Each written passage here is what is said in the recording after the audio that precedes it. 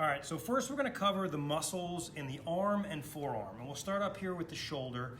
And so you've got the deltoid muscle here. So this is the deltoid muscle. We're going to take that off so we can see some of the structures underneath.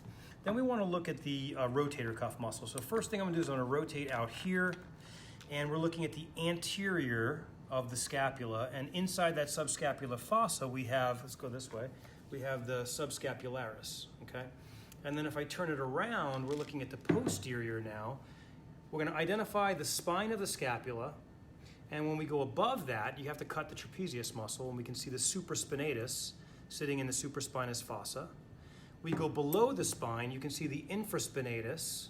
Okay, it's all of this. So sometimes we think there's three muscles there, the way it's separated, but this is all infraspinatus in the infraspinous fossa. And then when we go below that, in here, we've got the teres minor right here, okay? And that takes care of our rotator cuff, right? Teres minor, infraspinatus, supraspinatus, and on the other side, the subscapularis. Here, we have the teres major, okay? Not part of the rotator cuff, but also one of the muscles we need to identify, right? And that takes care of that. Now, when we're looking at the upper arm, so we'll go this way, okay? When we look at the upper arm, we've got the biceps, okay? Biceps brachii specifically, okay? If we go around, in between the biceps and the triceps, which is here, this is triceps, okay? In between those, we have the brachialis, okay?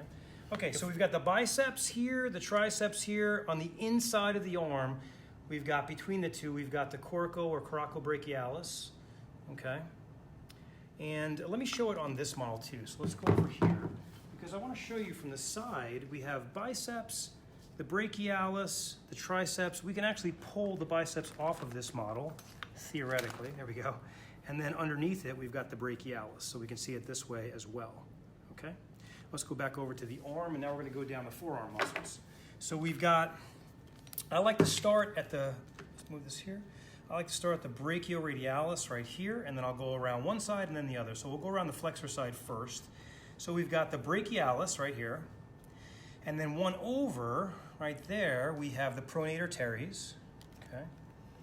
And then we have this muscle here. Now, the thumb side is the radial side, or where the radius bone is, right? And the ulnar is on this side, right? The ulna. And so it's the ulnar side. And so we're also on the flexor side. So these things are going to be named according to where they're at. So we're flexor and we're radial side. So this is called the flexor carpi radialis.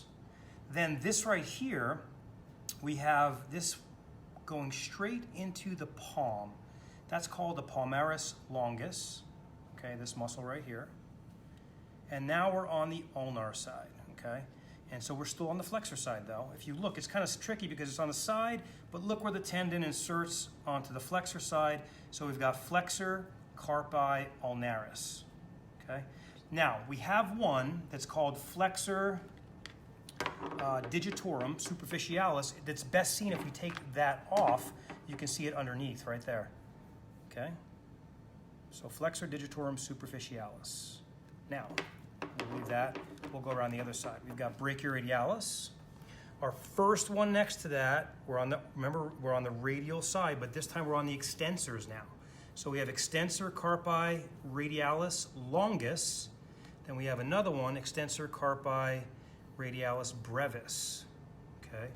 If we go to this one directly on the back of the forearm, you can see the tendons going into the digits. This is the extensor digitorum.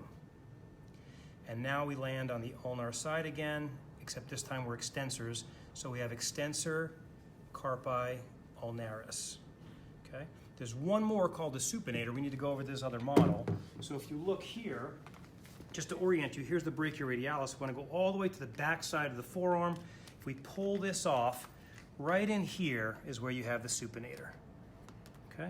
And that takes care of the muscles of the arm, shoulder, and forearm.